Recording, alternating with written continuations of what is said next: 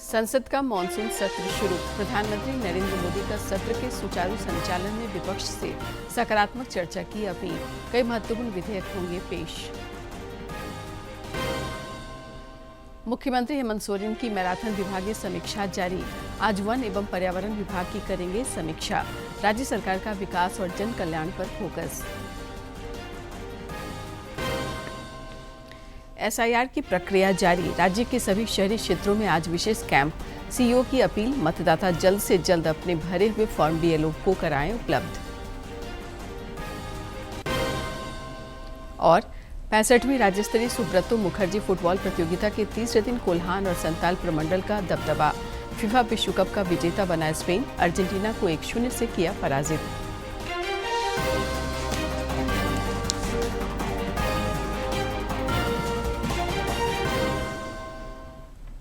नमस्कार, खबरें झारखंड में आपका स्वागत है। मैं हूं शीला और अब समाचार विस्तार से।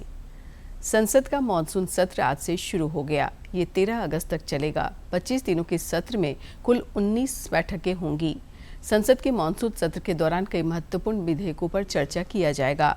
आज लोकसभा में सर्वोच्च न्यायालय न्यायाधीश संख्या संशोधन विधेयक 2026 पर चर्चा निर्धारित है, जबकि राज्यसभा में राष्ट्रीय गौरव अपमान निवारण संशोधन विधेयक 2026 पर चर्चा सूचीबद्ध है। इसके अलावा मॉनसून सत्र के दौरान जन्म और मृत्यु पंजीकरण संशोधन विधेयक, आयकर संशोधन विधेयक और सूक्ष्म लघु और मध्यम उद्यम विकास संशोधन विधेयक पर भी चर्चा की जाने की संभावना है। सत्र शुरू होने पर आज दिवंगत गणमान्य लोगों को श्रद्धांजलि दी गई। अपने 6 पूर्व साथियों के निधन पर गहरा शोक व्यक्त करती है और शोक संतप्त परिवारों के प्रति संवेदना व्यक्त करती है। माननीय सदस्यगण, मुझे अत्यंत दुख के साथ सभा को कतर के फादर अमीर महामहिम शेख अहमद बिन खलीफा अल थानी के निधन के बारे में भी सूचित करना है। महामहिम शेख अहमद बिन खलीफा अल थानी ने जून 1995 से जून 2013 तक 18 वर्षों तक कतर के अमीर के रूप में कार्य किया। उन्होंने आधुनिक कतर की नींव रखी और उसे विकास और समृद्धि की महान ऊंचाइयों पर पहुंचाया। उन्होंने भारत कतर संबंधों के संवर्धन में भी महत्वपूर्ण भूमिका निभाई। महामहिम शेख अहमद बिन खलीफा अल थानी का निधन 74 वर्ष की आयु में 12 जुलाई 2026 को निधन हो गया है। सभा महामहिम अमीर शेख अहमद बिन खलीफा अल थानी के निधन पर कतर के लोगों और शाही परिवारों के प्रति अपनी गहरी संवेदना व्यक्त करती है। अब सभा दिवंगत आत्माओं के सम्मान में मौन रहेगी।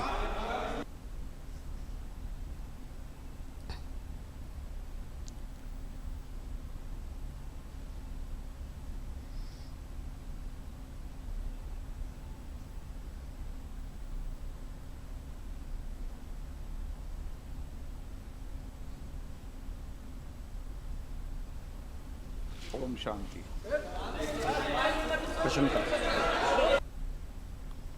सत्र की शुरुआत से पहले मीडिया को प्रधानमंत्री नरेंद्र मोदी ने संबोधित किया। इस दौरान उन्होंने संसद के सुचारू संचालन के लिए सभी राजनीतिक दलों से सकारात्मक दृष्टिकोण अपनाने की अपील की। प्रधानमंत्री ने आशा व्यक्त की कि ये सत्र देश के लिए बहुत फायदेमंद साबित होगा।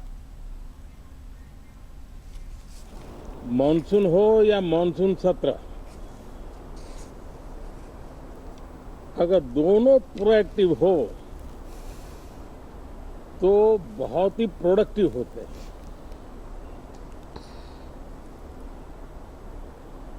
और दोनों को प्रोडक्टिव होते हैं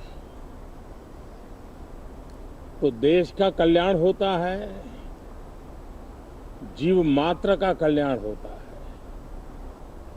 और इसलिए हम यही प्रार्थना करते हैं कि मॉनसून भी प्रोएक्टिव रहे, मॉनसून सत्र भी प्रोडक्टिव रहे। साथियों, पिछले 1 महीने में देश ने अनेक सिद्धियां प्राप्त की है और देशवासी गर्व से भर जाएं, इस प्रकार की सिद्धियों का सिलसिला चला है। चाहे राष्ट्रीय हो, अंतर्राष्ट्रीय हो और अब तो अंतरिक्ष भी हो, एक प्रकार से भारत के लिए गर्व के पल रहे हैं। भारत जैसे देश जो एनर्जी के लिए औरों पर डिपेंडेंट है, उनके लिए ये पश्चिम एशिया का युद्ध एक बहुत ही बड़ा संकट का कारण रहा। Petrol, diesel, LPG, fertiliser, chemicals, यानी हर विषय में अनेक बाधाएं, अनेक संकट आए। उसके बावजूद भी भारत 7.7% के ग्रोथ से दुनिया की मेजर इकोनॉमी में सबसे तेज गति से आगे बढ़ने वाला देश बन के रहा। ये भारत के सामर्थ्य का परिचायक है। भारत किस प्रकार से उत्साह और उमंग के साथ नई ऊंचाइयों को पार करना चाहता है, उसकी इसमें एक झलक है। और ऐसे में जब ये मॉनसून सत्र आरंभ हो रहा है, देश ने स्पीड पकड़ ली है और संसद का स्पिरिट उस स्पीड में नई ऊर्जा भर सकता है। सकारात्मक स्पिरिट राष्ट्र के लक्ष्यों को प्राप्त करने के लिए बहुत आवश्यक होता है। हमारे सदन में बहुत अनुभवी सांसद भी है, दल उनका कोई भी हो, लेकिन उनके पास एक लंबा अनुभव है। ऐसे समय में उनके अनुभव की, उनके ज्ञान की संसद को भी जरूरत है, देश को भी जरूरत है। और इसके लिए संसद का चलना, सार्थक चर्चा होना, मिलजुल करके देश को आगे ले जाने के संकल्प लेना, ये मैं समझता हूं कि बहुत ही समय की मांग है। एस्पिरेशन से भरे हुए देश के युवाओं की मांग है कि हम आगे बढ़े। आज समय की मांग है कि राष्ट्र निष्ठा से भरे हुए, राष्ट्र भक्ति के लिए जी रहे आवाज को सदन में उचित मंच मिलता रहे, वे अपनी आवाज को बुलंद करे, देश को दिशा दे। और इसलिए मैं आशा करता हूं और मुझे पक्का विश्वास है, जहां तथ्य होते हैं, जहां तर्क होते हैं, वहां तूफान के लिए जगह नहीं होती है। अगर तर्क मजबूत है, तथ्य मजबूत है, तो शांत चित्त से भी अपनी आवाज को बुलंद बनाया जा सकता है। मैं आशा करता हूं तर्क और तथ्य के साथ सदन की चर्चा को समृद्ध किया जाए, हर आवाज को अवसर मिले, हर विचार को सम्मान मिले। ये संसद की हमारी भूमिका है। मैं सभी सांसदों से बढ़ चढ़ करके इस सदन में हिस्सा लेने के लिए निमंत्रित करता हूं। मुख्यमंत्री हेमंत सोरेन पिछले सप्ताह से ही लगातार विभागीय समीक्षा कर रहे हैं। उनकी ये मैराथन विभागीय समीक्षा आगे भी जारी रहेगी। आज मुख्यमंत्री वन एवं पर्यावरण विभाग की समीक्षा करेंगे। समीक्षा के दौरान कार्यों की प्रगति के साथ ही श्री सोरेन विभागीय सचिवों के साथ उनके विभाग के रोड मैप की भी जानकारी ले रहे हैं। पिछले दिनों समीक्षा के दौरान मुख्यमंत्री ने अधिकारियों को निर्देश दिया है कि ये जनकल्याण की सरकार है और जनता के मुद्दों पर किसी भी तरह की लापरवाही बर्दाश्त नहीं की जाएगी। राजधानी रांची समेत राज्य भर में एसआईआर की प्रक्रिया जारी है। इस क्रम में आज राज्य के सभी शहरी क्षेत्रों में विशेष कैंप आयोजित किया गया है, जहां मतदाता अपना इन्यूमरेशन फॉर्म जमा कर सकते हैं। इस बीच राज्य के मुख्य निर्वाचन पदाधिकारी के रवि कुमार ने मतदाताओं से अपील की है कि वे अपने भरे हुए इन्यूमरेशन फॉर्म शीघ्र बीएलओ को जमा करें, ताकि डिजिटाइजेशन और एएसडीडी सूची का कार्य समय पर पूरा किया जा सके। उन्होंने बताया कि राज्य में लगभग 97.8% मतदाताओं तक घर घर जाकर इन्यूमरेशन फॉर्म पहुंचाए जा चुके हैं तथा प्राप्त फॉर्मों में से 67% का डिजिटाइजेशन पूरा कर लिया गया है। मुख्य निर्वाचन पदाधिकारी ने कहा कि 22 जुलाई को सभी मतदान केंद्रों पर बीएलओ और बीएलओ 2 की तीसरी बैठक एवं चुनाव पाठशाला आयोजित होगी। भारतीय जनता पार्टी के प्रदेश प्रवक्ता मृत्युंजय शर्मा ने कहा है कि राज्य के किसान खाद और बीज के लिए परेशान हो रहे हैं। उन्होंने कहा कि मुख्यमंत्री हेमंत सोरेन विभागीय समीक्षा के दौरान ये मान चुके हैं कि राज्य में कम बारिश हुई है, इसके बावजूद इससे निपटने की तैयारियां नहीं हुई। श्री शर्मा ने कहा कि हेमंत सरकार की किसान विरोधी कार्यशैली एक बार फिर उजागर हुई है। हालत दयनीय है। आज मॉनसून सीजन जो है वो करीब करीब आधा बीत जाने के बावजूद आप देखेंगे कि झारखंड के ज्यादातर जिलों में रुआई और बिजाई नहीं हो पाई है। उसका कारण सिर्फ इतना है कि जो किसान हैं उनको बीज नहीं मिल पाए हैं समय पर और अब खाद भी नहीं मिल पा रहा है। केवल और केवल 13% क्षेत्र है झारखंड में जहां समय पर अभी तक धान की रोपाई हो पाई है। हेमंत सोरेन जी से मेरा विनम्र आग्रह है कि कम से कम किसानों की ओर थोड़ा संवेदनशीलता से देखें और खाद बीज कम से कम समय पर उपलब्ध करा दें। रांची में कल 10वीं और 12वीं बोर्ड की परीक्षा में उत्कृष्ट प्रदर्शन करने वाले करीब 600 विद्यार्थियों को सम्मानित किया गया। कृषि मंत्री शिल्पी नेहा तिर्की और अल्पसंख्यक कल्याण मंत्री हफीजुल हसन ने विद्यार्थियों को फातिमा शेख सम्मान से सम्मानित किया। इस कार्यक्रम का आयोजन उम्मीद हेल्थ एंड एजुकेशन ट्रस्ट की ओर से किया गया था। मौके पर दोनों वक्ताओं ने गुणवत्तापूर्ण शिक्षा पर जोर देते हुए कहा कि इस तरह के संस्थान समाज में मिसाल पेश कर रहे हैं। नेता प्रतिपक्ष बाबूलाल मरांडी ने आज गिरिडीह के जमुआ थाना परिसर में एक पेड़ मां के नाम अभियान के तहत पौधरोपण किया। मौके पर उन्होंने लोगों से खाली पड़े बंजर जमीन पर पौधे लगाकर पर्यावरण की रक्षा करने की अपील की। श्री मरांडी ने इस दौरान जमुआ थाना की जर्जर स्थिति पर चिंता जताई। उन्होंने कहा कि केंद्र सरकार पुलिस आधुनिकीकरण के लिए 100% राज्यों को राशि उपलब्ध कराती है, जिसके बावजूद ये हालात हैं। श्री मरांडी ने राज्य सरकार से थानों के आधुनिकीकरण का आग्रह किया। मॉडर्नाइजेशन में भारत सरकार 100% पैसा देती है, चाहे पुलिस का बिल्डिंग बनाना हो, चाहे पुलिस के लिए थाना गाड़ी खरीदना हो, तो राज्य सरकार को केंद्र से पैसा लेनी चाहिए और जितनी भी काम हो, जितना भी राज्य में थाना है, सब थाना का मॉडर्नाइजेशन करना चाहिए, क्योंकि हर लोगों को अच्छे बैठने की जगह मिलनी चाहिए। क्योंकि थाना को सीधे हम सजा का ही केंद्र क्यों बनावें, यहाँ लोग आवे तो लोग बैठ सके, उनको बैठने की भी अच्छी जगह हो, तो बढ़िया से बनाने चाहिए, भव्य तरीके से बनाने चाहिए। बिहार पुलिस की आपराधिक इकाई ने कोडरमा से 10 वर्ष पुराने एक मामले में बैंक मैनेजर को गिरफ्तार किया है। डोमचांच प्रखंड की बैंक ऑफ इंडिया की फुलबरिया शाखा के प्रबंधक पर नोटबंदी के दौरान 2 करोड़ रुपए के घोटाले का आरोप था। नोटबंदी के दौरान शाखा प्रबंधक गयाजी में पदस्थापित थे। खाताधारक की शिकायत पर गयाजी के सिविल लाइन में मामला दर्ज हुआ था। इस मामले में अब तक 4 लोगों के खिलाफ चार्जशीट दाखिल हो चुकी है। प्रखंड स्थित बिरहोर टोला में कुछ लोगों के बीमार होने की सूचना पर प्रशासन हरकत में है। प्रखंड विकास पदाधिकारी भोला पांडे और रेफरल अस्पताल के चिकित्सा प्रभारी आशीष राज के नेतृत्व में चिकित्सकों की टीम ने पूरे टोला में स्वास्थ्य जांच का अभियान चलाया। जांच के दौरान बिरहोरों में बुखार, खांसी और सर्दी के लक्षण पाए गए।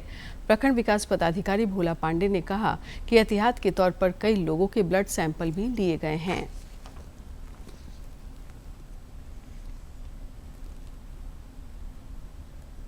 यहाँ के जो बिरहोर के लोग हैं उन लोगों को दवाई दी गई थी। कुछ लोग हैं जिनको वायरल फीवर वगैरह जनरल नॉर्मल फीवर है, तो इस पर फिर संज्ञान लेते हुए हमारे डीडीसी सर ने भी हमको आदेश किया कि आप जाकर के देखिए। तो उनके आदेशानुसार जो है हम लोग यहाँ उपस्थित हैं और हम लोग ने देखा कि यहाँ के जो बच्चे हैं, कुछ बच्चे हैं जो कि वायरल फीवर्स वगैरह हैं, छोटे छोटे फीवर्स हैं, ज़्यादा वैसा कोई क्रिटिकल केस नहीं है। तो उसके आधार पर अभी हम लोग दवाई दे दिए हैं और हम लोग ने एक योजना बनाई है कि पहले जो है मासिक यहाँ पे विजिट होता था, जिसको अभी जब तक ये बरसात का मौसम रहेगा तब तक हम लोग इसको साप्ताहिक कर देंगे।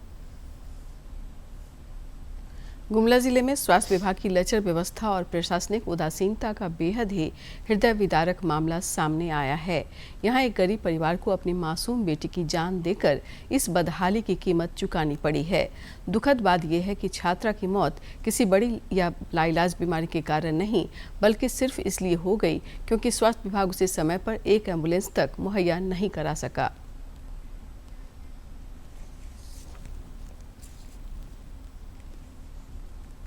गुमला की सड़क पर हाफती और लोगों द्वारा पीछे से जबरन धक्का देकर आगे बढ़ाई जा रही यह सरकारी एम्बुलेंस की तस्वीर आप अपनी स्क्रीन पर देख रहे हैं। यह गुमला जिला स्थित चैनपुर सामुदायिक स्वास्थ्य केंद्र की है। स्वास्थ्य विभाग के इस लेचर व्यवस्था के कारण शिवानी ने रिम्स रेफर के बाद रास्ते में ही दम तोड़ दिया। शिवानी के माता पिता अब सरकार से बस यही गुहार लगा रहे हैं कि इस लचर तंत्र को सुधारें ताकि किसी और की बेटी असमय काल के गाल में ना समाये। उस टाइम मेरा बेटी का काफी जो अथी था वो सीरियस हाल में था, पूरा लास्ट पोजीशन था। उसके बाद में जस्ट लिखने के बाद में वहाँ भी हम एम्बुलेंस को फोन किए तो वो बोल रहा है कि सर इधर आया है, रांची तरफ वापसी हो रहा है, सो लेट हो जाएगा, ये वो बोल रहा है। तो मान के चलिए इतना मरीज है, देखी एम्बुलेंस रहने से थोड़ी चलेगा। वो लोग केवल पुर्जा बनाया, ना कि हमको और पुर्जा बनाया। और सिर दर्द में जब मेरा बेटी का हॉस्पिटल, उतना बड़का हॉस्पिटल सरकार बनाया है, और सिर दर्द में मेरा बेटी तड़प तड़प के दम तोड़ देती है और उसका इलाज नहीं हो पाता है, तो हॉस्पिटल इतना बड़का क्यों बनाया है सरकार?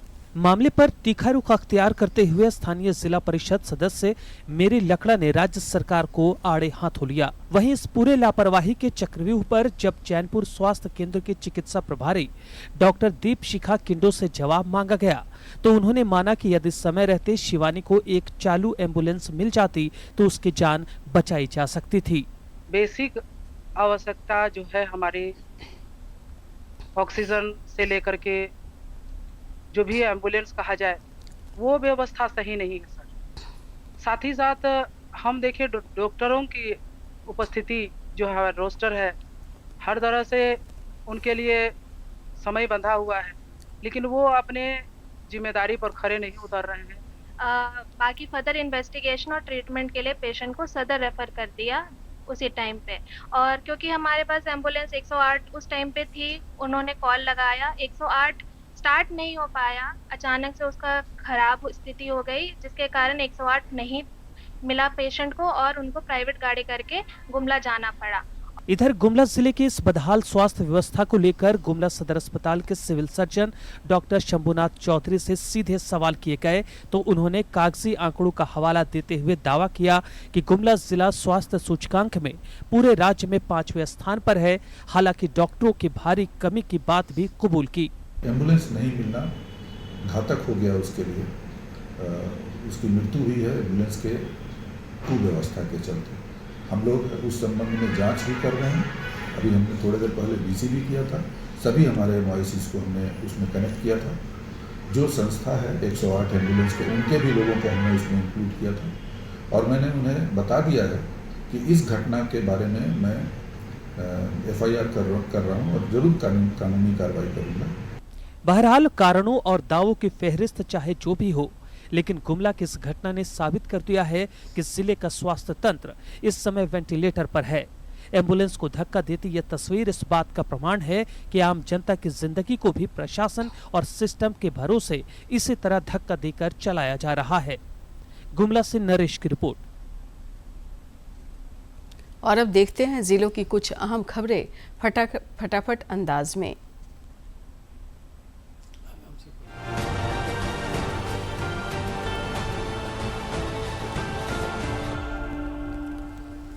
रामगढ़ जिले में झारखंड कर्मचारी चयन आयोग की क्षेत्रीय कार्यकर्ता प्रतियोगिता परीक्षा के 30 परीक्षा केंद्रों पर शांतिपूर्ण, निष्पक्ष और कदाचार मुक्त माहौल में आयोजित हुई। प्रशासन ने परीक्षा के सफल संचालन के लिए सुरक्षा और निगरानी की पुख्ता व्यवस्था की। रामगढ़ जिले के ऐतिहासिक, धार्मिक और प्राकृतिक स्थलों को जोड़कर सुदृढ़ पर्यटन सर्किट विकसित करने की दिशा में पहल शुरू की गई है। इसके तहत अधिकारियों ने विभिन्न पर्यटन स्थलों का निरीक्षण कर सुविधाओं, संभावनाओं और विकास कार्यों का जायजा लिया। बोकारो विधानसभा क्षेत्र के मतदाताओं की सुविधा के लिए हेल्पलाइन जारी की गई है। एन्यूमरेशन फॉर्म प्राप्त करने, भरने और जमा करने से जुड़ी जानकारी व सहायता अब फोन के माध्यम से उपलब्ध होगी। प्रशासन ने इसके लिए कई संपर्क नंबर जारी किए हैं। बोकारो में माइन क्लोजर के तहत स्थानीय समुदाय की टिकाऊ आजीविका और पर्यावरण संरक्षण को बढ़ावा देने की पहल की जा रही है। डीसी अजय नाथ झा की अध्यक्षता में सीडीएलपी गतिविधियों की समीक्षा हुई, जिसमें क्षेत्रीय जरूरतों के अनुसार योजनाएं बनाकर दीर्घकालिक लाभ सुनिश्चित करने के निर्देश दिए गए। हजारीबाग में जिला खनन टास्क फोर्स, सड़क सुरक्षा और नार्को कोऑर्डिनेशन समिति की संयुक्त समीक्षा बैठक हुई। बैठक में अवैध खनन, परिवहन पर रोक, सड़क सुरक्षा उपायों की समीक्षा और नशा उन्मूलन के लिए प्रभावी कदम उठाने के निर्देश दिए गए।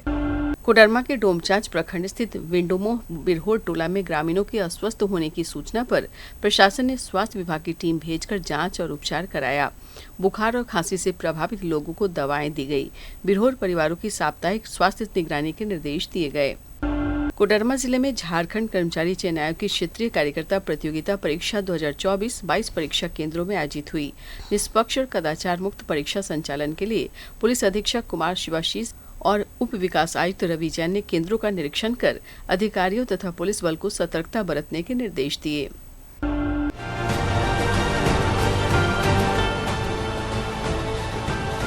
प्रधानमंत्री नरेंद्र मोदी 26 जुलाई को मन की बात कार्यक्रम के माध्यम से देश विदेश के लोगों के साथ विचार साझा करेंगे। मन की बात कार्यक्रम के लिए 24 जुलाई तक टोल फ्री नंबर पर प्रेरक कहानी, नवाचारी पहल या देशवासियों को प्रेरित करने वाले सुझाव दिए जा सकते हैं। प्रधानमंत्री का आकाशवाणी पर प्रसारित होने वाला ये मासिक लोकप्रिय कार्यक्रम कई जन आंदोलनों का वाहक भी बना है तथा हर महीने लोग इसका बेसब्री से इंतजार करते हैं। राजधानी रांची के खेलगांव में आयोजित 65वीं राज्य स्तरीय सुब्रतो मुखर्जी कप फुटबॉल प्रतियोगिता के तीसरे दिन कल कोल्हान और संथाल परगना की टीमों का दबदबा रहा। अंडर 17 बालिका वर्ग में कोल्हान की टीम ने पलामू प्रमंडल की टीम को एक तरफा मुकाबले में 10 गोल से पराजित किया, जबकि अंडर 15 वर्ग में संथाल की टीम ने पलामू की टीम को 0 के मुकाबले 12 गोल से हरा दिया। उधर राउंड 17 बालक वर्ग में कोल्हान ने उत्तरी छोटानागपुर को 6-1 से पराजित किया। स्पेन ने फीफा विश्व कप जीत लिया है। न्यूयॉर्क न्यूजर्सी स्टेडियम में फाइनल में 90 मिनट तक संघर्षपूर्ण और रोमांचक मैच में कोई गोल नहीं हो पाया। स्पेन के फेरान टेरेसा ने अतिरिक्त समय में गोल करके अपनी टीम को 1-0 से जीत दिला दी।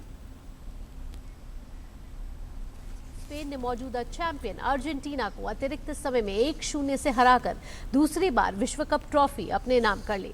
निर्णायक गोल फेरान टोरेस ने अतिरिक्त समय में दागा और करोड़ों स्पेनिश प्रशंसकों के सपनों को हकीकत में बदल दिया।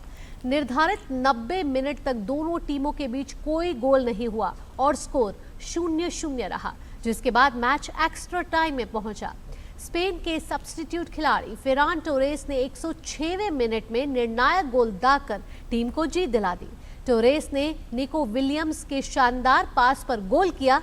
ये जीत सिर्फ एक ट्रॉफी नहीं बल्कि स्पेनिश फुटबॉल के सुनहरे दौर की नई पहचान है।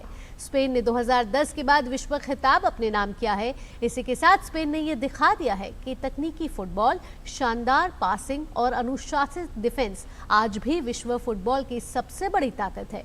पूरे टूर्नामेंट में स्पेन का प्रदर्शन लगातार प्रभावशाली रहा और फाइनल में भी उसने अर्जेंटीना को खुलकर खेलने का मौका नहीं दिया। मेजबान इंग्लैंड ने तीसरे और निर्णायक एक दिवसीय मैच में भारत को 27 रन से हराकर श्रृंखला 2-1 से जीत ली है। लॉर्ड्स में खेले गए मुकाबले में इंग्लैंड ने निर्धारित 50 ओवर में 3 विकेट पर 387 रन बनाए, जिसके जवाब में भारतीय टीम 7 विकेट खोकर 360 रन ही बना सकी। तरह 3 मैचों की सीरीज 2-1 से अपने नाम कर ली। इंग्लैंड ने 2019 के बाद पहली बार भारत के खिलाफ वनडे सीरीज अपने नाम की है। लॉर्ड्स के ऐतिहासिक मैदान पर खेले गए मुकाबले में टॉस हारकर पहले बल्लेबाजी करने उतरी इंग्लैंड ने 50 ओवर में 3 विकेट पर 387 रन बनाए। जवाब में भारतीय टीम निर्धारित ओवरों में 7 विकेट पर 360 रन ही बना सकी। आज दुनिया भर में विश्व शतरंज दिवस मनाया जा रहा है। ये दिन अंतर्राष्ट्रीय शतरंज महासंघ की स्थापना की याद दिलाता है, जिसकी शुरुआत 20 जुलाई 1924 को पेरिस में हुई थी। संयुक्त राष्ट्र महासभा द्वारा 2019 में आधिकारिक रूप से इस दिन को मान्यता दी गई थी। शतरंज सिर्फ एक खेल नहीं, ये वैज्ञानिक सोच, रणनीति और कला का मेल है। ये लोगों को न केवल मनोरंजन देता है, बल्कि जीवन में निर्णय लेने की क्षमता, धैर्य और विश्लेषण शक्ति भी विकसित करता है। संयुक्त राष्ट्र ने 12 दिसंबर 2019 को 20 जुलाई को विश्व शतरंज दिवस घोषित किया था। आधुनिक शतरंज का पहला टूर्नामेंट 1851 में लंदन में आयोजित किया गया। इसमें जर्मन एडोल्फ एंडरसन विजेता रहे थे। विश्व शतरंज दिवस के अवसर पर पूरे विश्व में शतरंज की कंपटीशन आयोजित किए जाते हैं। इस वैश्विक खेल से लोगों के बीच निष्पक्षता, समावेश और पारस्परिक सम्मान को बढ़ावा मिलता है, जिससे मानव की मानसिक क्षमताओं में विस्तार होता है। शतरंज के खेल के विस्तार के साथ ही इसमें देश का बढ़ता प्रभुत्व भी इसे एक नया आयाम दे रहा है। भारत ने बुडापेस्ट में आयोजित पुरुष और महिला दोनों शतरंज ओलंपियाड में स्वर्ण पदक जीता। ये दोहरी जीत प्रशंसकों के लिए खुशी का कारण बनी। महज 18 साल में डी गुकेश ने दिसंबर 2024 में चीन के डिंग लिरेन को 1 अंक से हराकर विश्व खिताब अपने नाम किया। आर प्रज्ञानंद, जिन्होंने कार्लसन जैसे दिग्गज को हराया। आज अंतर्राष्ट्रीय शतरंज में भारत का दबदबा कायम है। भारत के पास अब 99 ग्रैंड मास्टर हैं। विश्वनाथन आनंद के बाद डी अर्जुन एरिगेसी और आर प्रज्ञानंद जैसे युवा सितारों ने फीडे की विश्व रैंकिंग में भारत को शीर्ष पर ला खड़ा किया है। शतरंज अब भारत के युवाओं का नया जुनून बन चुका है। Sports desk, DD news. राजधानी रांची समेत राज्य के कई इलाकों में आगामी 25 जुलाई तक बारिश का पूर्वानुमान है। मौसम विज्ञान केंद्र के अनुसार आज और कल कई जिलों में भारी बारिश के भी आसार हैं। इस दौरान वज्रपात और आंधी की भी आशंका है, जिसे लेकर चेतावनी जारी की गई है। पिछले 24 घंटे के दौरान हजारीबाग में सर्वाधिक 139.2 मिलीमीटर बारिश रिकॉर्ड की गई। तापमान में करीब 3 डिग्री सेल्सियस तक की गिरावट हो सकती है।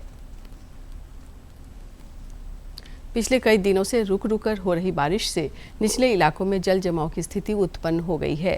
लोहरदगा में भी शहर से लेकर ग्रामीण इलाकों तक कई घरों में बारिश का पानी घुस गया है, जबकि सड़कें जलमग्न होकर नाले में तब्दील हो गई हैं। इस कारण लोगों को आवाजाही में भारी परेशानियों का सामना करना पड़ रहा है। स्थानीय लोगों का कहना है कि जल निकासी की समुचित व्यवस्था नहीं होने के कारण हर वर्ष बारिश में ऐसी स्थिति उत्पन्न होती है। लोगों ने प्रशासन से जल भराव वाले क्षेत्रों से जल्द पानी निकालने, नालियों की सफाई कराने और प्रभावित परिवारों को राहत उपलब्ध कराने की मांग की है। अंत में मुख्य समाचार एक बार फिर।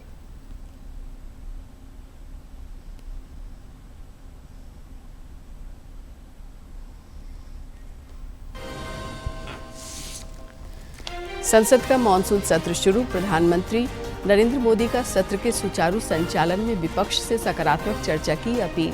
कई महत्वपूर्ण विधेयक होंगे पेश। मुख्यमंत्री हेमंत सोरेन की मैराथन विभागीय समीक्षा जारी। आज वन एवं पर्यावरण विभाग की करेंगे समीक्षा। राज्य सरकार का विकास और जन कल्याण पर फोकस। एसआईआर की प्रक्रिया जारी। राज्य के सभी शहरी क्षेत्रों में आज विशेष कैंप। सीओ की अपील, मतदाता जल्द से जल्द अपने भरे हुए फॉर्म बीएलओ से को कराएं उपलब्ध। और 65वीं राज्य स्तरीय सुब्रतो मुखर्जी फुटबॉल प्रतियोगिता के तीसरे दिन कोल्हान और संताल प्रमंडल का दबदबा। फीफा विश्व कप का विजेता बना स्पेन। अर्जेंटीना को 1-0 से किया पराजित।